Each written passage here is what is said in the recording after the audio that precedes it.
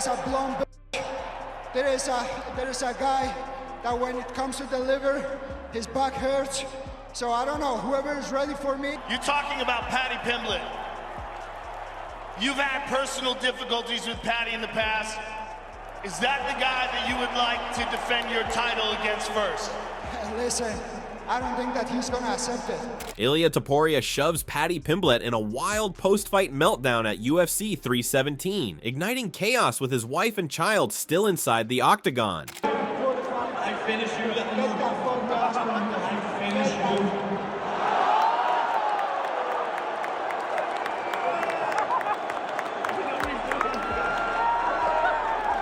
The UFC octagon has seen its fair share of wild moments, but what happened at UFC 317 in Las Vegas may just go down as one of the most unexpected scenes in recent memory. The spotlight was on Ilia Topuria, who had just claimed the vacant UFC lightweight title in stunning fashion. Yet it was a fiery confrontation between him and longtime rival Paddy Pimblett that stole headlines in the aftermath. Tensions erupted when Topuria, during his post-fight moment of glory, asked to confront Pimblett in front of a roaring crowd. What started off as what seemed to be a respectful acknowledgement turned ugly fast as the two fighters went face to face in the center of the octagon. Verbal jabs turned physical when Topuria shoved Pimblett, igniting a brief scuffle that forced security to intervene before fists could fly.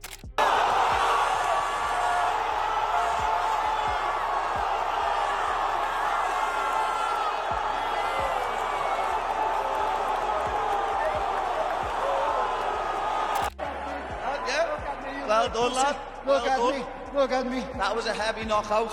I give you that respect. But you will never knock me out. I'm going to submit you. Knock me You out. live. What I'm going to do is you can't I'm going to put my balls in your you forehead. can't knock me out. You know I don't get knocked out. You get knocked out. I finish you. Even before the fight. I finish you, little Get man. that ass from here. I finish you. Ilia Topuria's rise has been nothing short of extraordinary. Known for his lethal knockout power and undefeated record, the Georgian-Spanish star came into UFC 317 with something to prove. Having vacated his featherweight title to fully commit to the lightweight division, there were still skeptics who questioned whether his dominance could carry over against bigger opponents. Topuria didn't just answer the doubts, he demolished them, facing former champion Charles Oliveira, a fighter with the most finishes in UFC history. Topuria delivered one of the most vicious first-round knockouts in recent memory. The fight didn't last long. From the opening bell, both fighters engaged in fast-paced striking. Oliveira tried to clinch for a takedown within the first minute, but ended up on the bottom. Topuria avoided a leg lock attempt, encouraged Oliveira to stand back up, and then connected with a thunderous right hand that sent the Brazilian crashing to the mat. Christian! Yo, this is the main event, lock in. Oh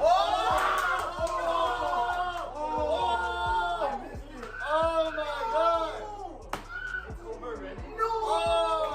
When you were envisioning this fight against Charles Oliveira, you called your shot, first round knockout. Are you seeing that actual shot? Are you saw it exactly like this? Exactly like this. I knew it. I knew it. Like in the moment when I'm gonna start to combine punches, he's not gonna see me coming. And I call this. I actually told you during the whole week, I told you he's not gonna see me coming. The way I move, the way I do it, they can't do anything against it. Can you talk about just, it seemed like you were very comfortable the whole time, but that's Charles Oliveira there. I mean, that's the guy who's got the most submission wins in UFC history. He's got your leg, he wraps you up a little bit. It's early in the fight, first round. Any type of adversity go through your mind? I also said that. I said that, like, once I want to start to connecting punches, he's going to try to take me down. This is something he's going to try. He's going to try to walk forward. But one thing is what you are going to try, and the other thing is what you are going to do, what you are going to be able to do. So exactly what I said. I connected with a couple of punches. He was like shocked, and he said, I need to get a takedown. Then I defended the takedown. I control him in the ground. Almost, I get a very dominating position in the ground. I was very, very close to get it. He did a great scramble in the ground. Again, we went to the striking, and finally I could knock him out. It was a clean finish. Referee Mark Goddard stepped in as Topuria followed up with a few more shots to seal the deal at the 2:27 mark of round 1. The T-Mobile Arena crowd of nearly 20,000 erupted. The knockout marked Topuria's 10th first-round finish and solidified him as the newest member of the exclusive club of fighters to hold UFC titles in 2 different weight classes. Even more impressively, he became the first undefeated athlete to achieve that milestone, and fans and analysts immediately began making a case for his placement among the sport's pound-for-pound elite. With this win, Topuria officially stepped into the vacancy left by Islam Makhachev, who had earlier moved up in weight and relinquished the lightweight belt. Christian. Yo, this is the main event. Lock in. Oh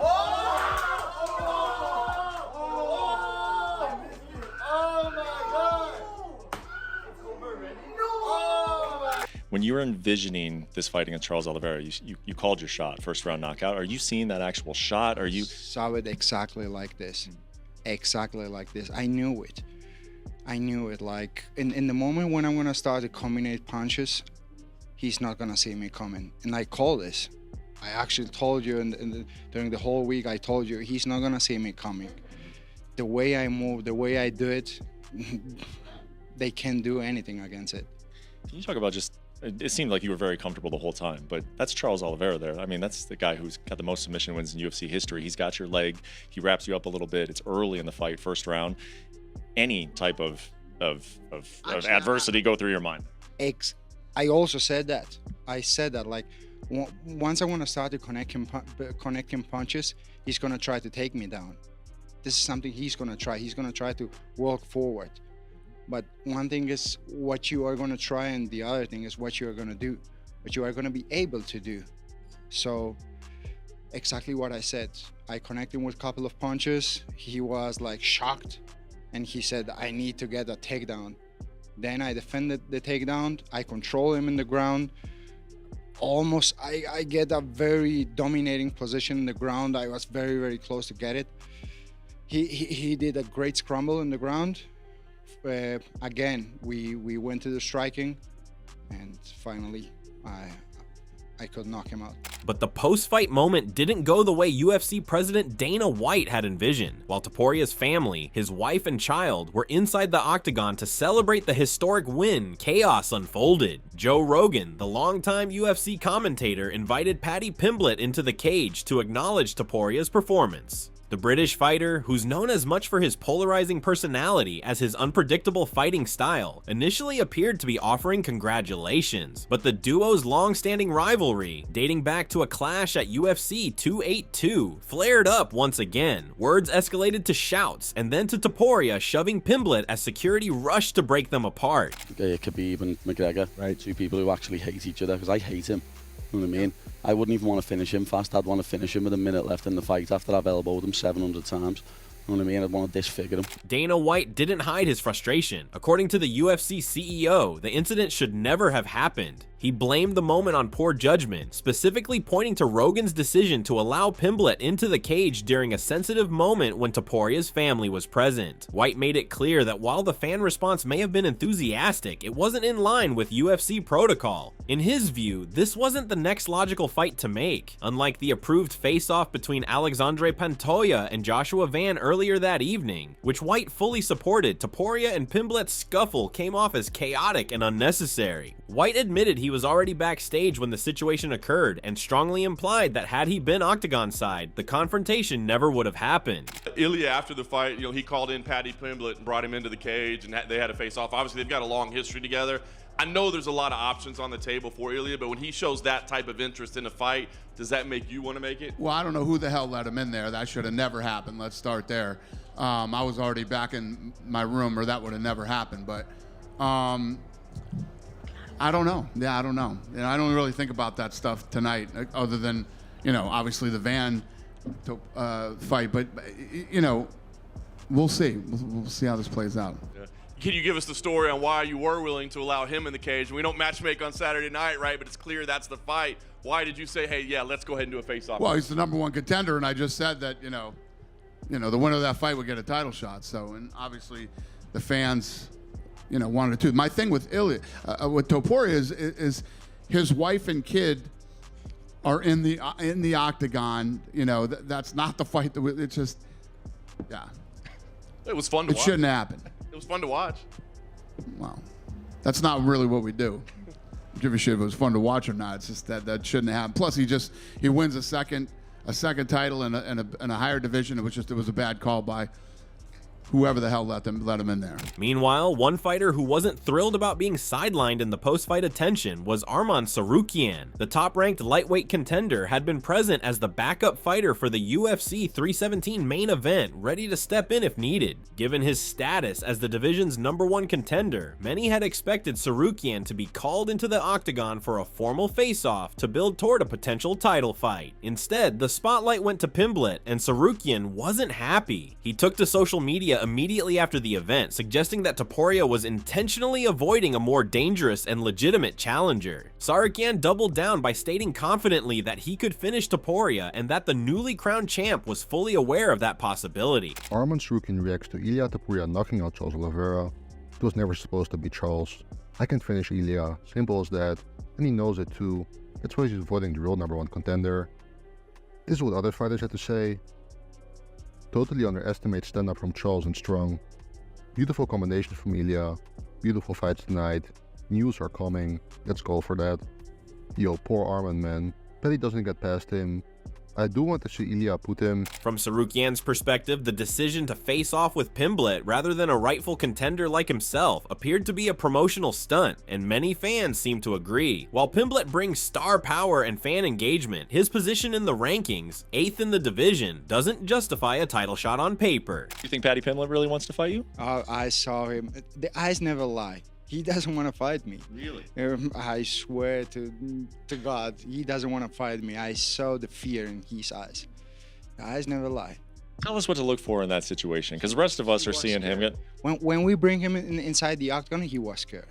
I'm telling you, he was like, "What the f I'm doing here? Why I didn't went to the school, the university? Why I didn't choose something different?" Do you, when having looked him in the eyes tonight, is he your next opponent? Do you believe that he's next? Listen, I don't think that we have anyone else in the division. Like, fighting against Justin Gaethje, I don't think that that's going to be something exciting for the fans, because, as I said, like, we need new blood in the division. We need new faces, new guys that come hungrier than the guys that we used to see in the past, like Justin Gaethje, Charles Oliveira, or the other guys. You know what I mean? So I wanna bring new faces to the game. It's also important to look back at how Topuria got to this point. Before his lightweight breakthrough, he had torn through the featherweight division, capturing that title with a knockout win over Alexander Volkanovski and defending it successfully against Max Holloway. After making the decision to vacate the 145-pound belt in favor of lightweight competition, he had his sights set on a super fight with Islam Makhachev. But when Makhachev chose to move up in weight and relinquish his title, Topuria was left to face Charles Oliveira instead. That ended up being a blessing in disguise, as the victory over Oliveira, who had previously held the lightweight title, only boosted Topuria's credibility. I think you looked more comfortable and even more dangerous. Can you talk about just how different you felt tonight as opposed to before when you were cutting all that weight to make 145? Two different words, as I told you. Like, I felt much more comfortable in this weight division than in the featherweight division. In the featherweight division, to make the weight class, I had to almost kill myself. In this weight class, I enjoyed the whole process. I would love to say the same thing about the fight week, but the fight week is always hard. I don't know why. I hate to cut the weight, the last pounds, like when you feel so thirsty. But at the end of the day, it is what it is. I feel much more comfortable in the lightweight division. Of course, I belong to this weight class. Interestingly, despite the perfect scenario to build toward a championship-level showdown with Tsarukyan, the post-fight narrative has now shifted toward his unexpected confrontation with Pimblett, and it's not just Tsarukyan who feels snubbed. However, with Pimblett's popularity and the visual drama of their UFC 317 exchange still fresh in everyone's minds, it's hard to ignore the possibility that the UFC may eventually lean into the chaos, regardless of White's initial reaction. Especially the fact that everyone thinks I'll lose. You know what I mean? Everyone thinks that I'll lose. 9 out of 10 people probably think he'll knock me out. And I love proving people wrong. It just gives me this warm, fuzzy feeling inside, just making making people eat their own words. And what has that been like for you? Because you have been keenly aware of the doubt against Bobby Green. And on your way up, people saying, Paddy's fun, he's got a fun haircut, and he's got a great accent, and he's this exotic, really fun guy, but he just doesn't have it. And you've proved him wrong because you've proven that you have it enough to maybe book this fight for a title next. Well, people always said I'm not top level, like it was I won't get ranked at first and I won't get top 10. Ends up doing both. People have always said I'll never be champion, but Brendan, would you mind? This is just a fan of me, real fast, Paddy. But if I can get ahead of something, Sarukian is going to try to get this fight back. Sarukian's going to try to step in and say, I was the alternate. What would you say to Sarukian when he comes in and tries to get the fight with Ilia? What would you respond? Sarukian, you can go and weigh in as an alternate again, you little... On the other hand, Pimblett and Topuria have a story, a history, and undeniable chemistry that would sell a pay-per-view event effortlessly. Even Joe Rogan, who took the heat for orchestrating the impromptu face-off, seemed captivated by the electricity of the moment. Whether White likes it or not, the stage is now set for a potential rivalry to explode inside the cage, and the UFC might be tempted to give fans what they want. From all the conversations I had with the UFC and how the situation has been involved during the whole process, I don't think that that fight's gonna happen. I will be surprised if I get a call and they're gonna tell me like, I wanna fight against Islam, which I would love to do it, no problem. Like, this is competition, you know. I'm not gonna lose my life inside that octagon, so I'm ready for whoever. I know that I'm very, very dangerous.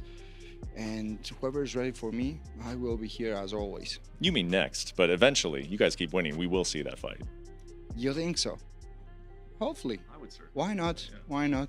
If the UFC wants to make that fight happen, they're gonna make that happen. But I don't know if they want to make it happen. If so, I'm gonna be ready.